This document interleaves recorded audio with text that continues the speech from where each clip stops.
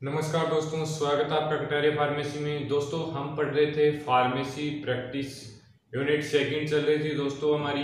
उसमें कुछ टॉपिक्स के बारे में डिस्कस कर चुके थे। आज का लेक्चर हमारा 5th लेक्चर है यूनिट सेकंड का। 4 लेक्चर हम डिस्कस कर चुके हैं। अगर वो नहीं देखे हैं तो आप चैनल पे प्लेलिस्ट में फार्मेसी प्रैक्टिस से प्लेलिस्ट बनी हुई है, उसमें जाके देख सकते हैं। और चैनल पर दोस्तों आपको NDDS, इंडस्ट्रियल फार्मेसी और इंस्ट्रूमेंटल मेथड्स ऑफ एनालिसिस के भी कंप्लीट वीडियोस देखने को मिलेंगे, तो उनको भी प्लेलिस्ट में जाके देख सकते हैं।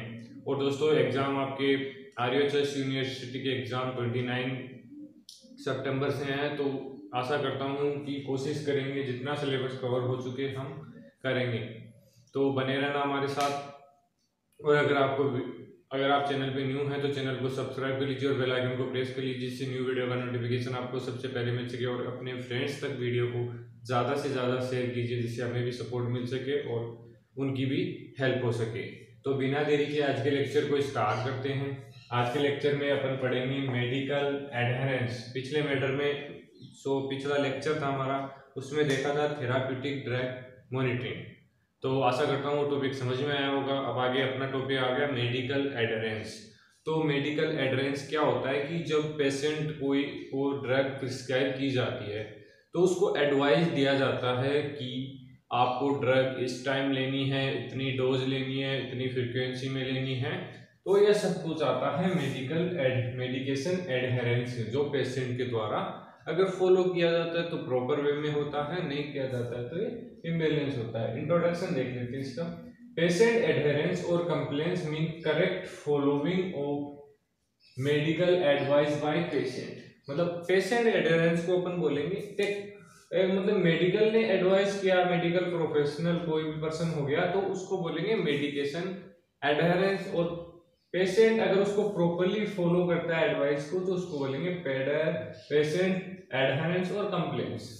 Usually the patient take medication on his own, but the term adherence may also refer to use of surgical apply। मतलब ज्यादातर पेशेंट उन पे ही मतलब ड्रग्स लेते हैं अपने हिसाब से ही, लेकिन जैसे कोई सर्जिकल अप्लायंस है like compression stocking, chronic wound care है, self directed physiotherapy, exercise and attending counselling और अदर थेरेपी कोर्सेज, तो इसके लिए मेडिकेशन एडहेरेंस की आवश्यकता पड़ती है। तो पेशेंट अगर इनको प्रॉपर फॉलो करते हैं तो वो अच्छा होता है उनके लिए, जो उनकी थेरेपी में हेल्प कर सके।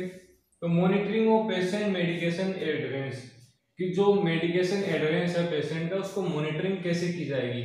Full medication adherence is required at a drug effective only when it strictly taken on time and correct dose and frequency. इसका मतलब ये है कि दोस्तों कि जो फुल मेडिकेशन मतलब प्रॉपर वे में मेडिकेशन एडहेरेंस कब जरूरत होगी, जब कोई ड्रग पेशेंट्स को दे रहे हैं, प्रिस्क्राइब कर रहे हैं, तो वो अगर स्ट्रिक्टली उसकी डोज क्या है, फ्रीक्वेंसी क्या है, सब कुछ स्ट्रिक्टली टेक करनी होती है पेशेंट को, तो मेडिकेशन एडहेरेंस की रिक्वायरमेंट ज़्यादा होती है।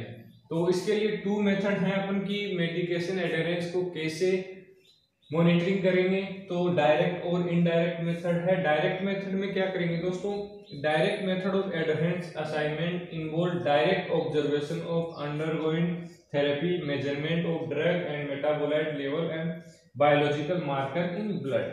मतलब डायरेक्टली पेशेंट को ऑब्जर्व करेंगे इस मेथड्स के अंदर, और जो थेरेपी उसको दी जा रही है उसका ऑब्जर्वेशन करेंगे, मेजरमेंट करेंगे और ब्लड के अंदर उसकी टेस्टिंग करेंगे ड्रग की, इससे पता लग जाएगा।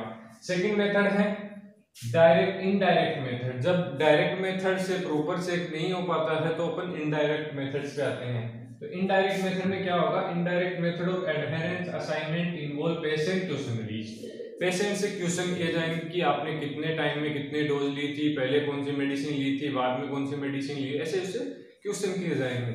और सेल्फ रिपोर्ट फाइल काउंट, मतलब जो उससे एक दिया गया है ड्रग का, तो उसमें मतलब जैसे ये एक ड्रग है, इसमें 10 ड्रग है, तो इनमें चेक करेंगे कि कितनी ड्रग पेशेंट के द्वारा टेक की गई है, तो कितनी रिमेनिंग है, तो इससे पता लग जाएगा।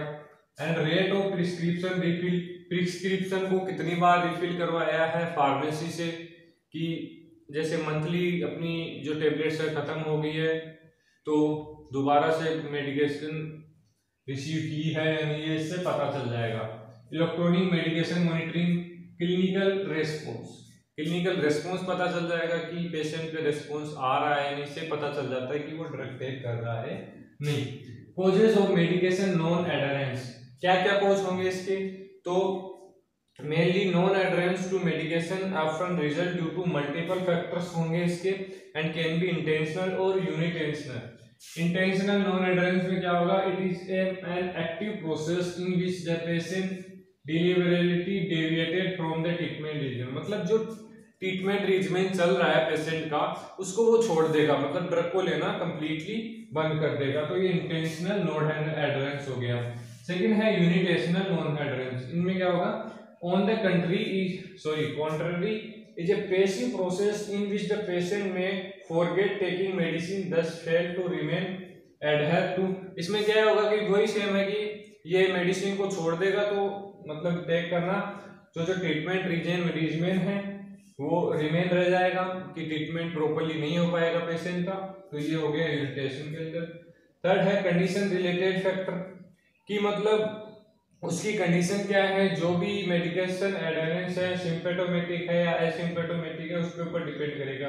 पेशेंट रिलेटेड फैक्टर की पेशेंट की एज से क्या है, नॉन वाइट रेस, यंगर है या फिर डिप्रेशन में है, तो ये भी इसके ऊपर डिपेंड करेगा। फिर थेरेपी रिलेटेड फैक्टर, इसमें क्या होगा कि जैसे regimen and side effect of experience by patient, अगर उसको साइड इफेक्ट आ रहे हैं तो वो डर से एंजाइटी से उसको छोड़ सकता है। सोशियो इकोनॉमिक रिलेटेड फैक्टर कि मतलब उसमें लोअर एजुकेशन लेवल है, लोअर हेल्थ लिटरेसी, मतलब उसको एक तो एजुकेटेड नहीं है और उसको हेल्थ रिलेटेड कुछ नॉलेज नहीं है। Health care system related factor, मतलब हेल्थ केयर सिस्टम के भी कुछ फैक्टर्स होंगे जिससे मेडिकेशन नॉन एडहेरेंस कोज होगा।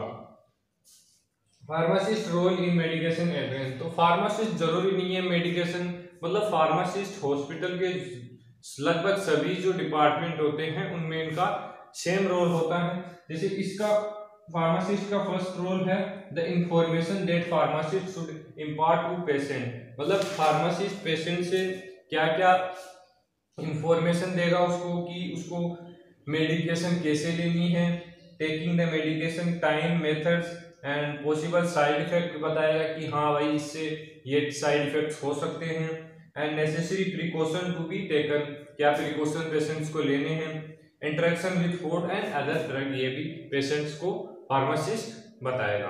और पेशेंट फार्मासिस्ट रिलेशनशिप कैसे इंप्रूव होगा, क्योंकि जो फार्मासिस्ट होता है वो ड्रग रिलेटेड इंफॉर्मेशन पेशेंट को देगा एंड इम्प्रूव उसकी कम्युनिकेशन स्किल इंप्रूव करेगा and give clear explanation, should monitor beneficial effect and monitor the side effect, मतलब जो पेशेंट आएगा तो उसके साइड इफेक्ट, बेनिफिशियल इफेक्ट सब कुछ फार्मासिस्ट मॉनिटर करेगा, इससे उनका रिलेशनशिप मजबूत होगा। तो जैसे इसमें इसके और डिफरेंट कॉजेज हैं, जैसे पेशेंट कल्चरल बिलीफ, पेशेंट का कल्चर पे बिलीफ है, नेचुरली ठीक हो सकते हैं, ड्रग्स पे बिलीव नहीं है तो वो ड्रग का लेना छोड़ देगा, एंड कि जैसे अपन को उसको दी है वन ड्रग वन डे लेकिन वो ले रहा है 4 ड्रग कि फास्टली ट्रीटमेंट हो सके, तो ये भी कोई ट्रीटमेंट नहीं होगा इससे।